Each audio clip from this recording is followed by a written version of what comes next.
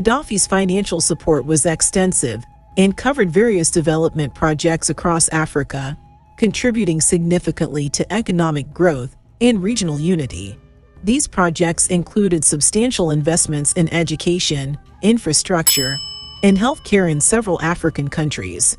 For instance, Libya provided financial aid for building schools in Niger and Mali, helping to improve education systems in these regions.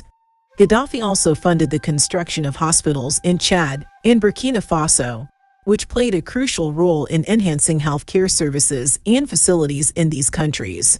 Infrastructure development was another major area where Gaddafi's financial support made an impact. He financed the construction of major roads and bridges in countries like Liberia and Sierra Leone, which helped improve transportation and boost trade within these countries and their neighbors. Estimates suggest that Libya contributed billions of dollars in total to various African development projects under Gaddafi. This extensive support exemplified his commitment to his vision of a united and powerful Africa capable of self-sustenance and reducing dependency on external aid. Were the Western nations' criticisms of Gaddafi's rule entirely valid?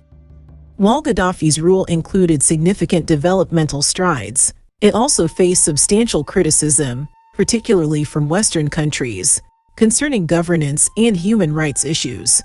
Critics often describe Gaddafi as ruling with an authoritarian approach, suppressing opposition, and silencing dissent.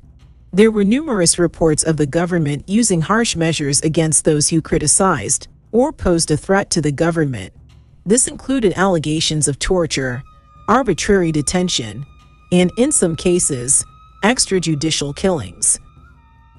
Evidence about other attacks Gaddafi has planned against the United States installations and diplomats and even American tourists. Thanks to close cooperation with our friends, some of these have been prevented. With the help of French authorities, we recently aborted one such attack, a planned massacre using grenades and small arms of civilians waiting in line for visas at an American embassy. Colonel Gaddafi is not only an enemy of the United States.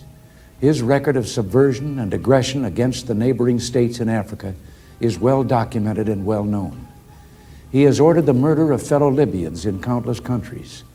He has sanctioned acts of terror in Africa, Europe, and the Middle East, as well as the Western Hemisphere. Today, we have done what we had to do. If necessary, we shall do it again. It gives me no pleasure to say that, and I wish it were otherwise. Before Gaddafi seized power in 1969, the people of Libya had been friends of the United States. And I'm sure that today most Libyans are ashamed and disgusted that this man has made their country a synonym for barbarism around the world. Furthermore, the international community frequently cited specific incidents, such as the 1996 Abu Salim prison massacre, which claimed the lives of about 1,200 inmates. These accusations paint a complex picture of Gaddafi's rule, characterized by both significant development achievements and serious human rights concerns. That's a wrap, History Seekers. Catch the full story on YouTube. Thanks for watching. Peace and love.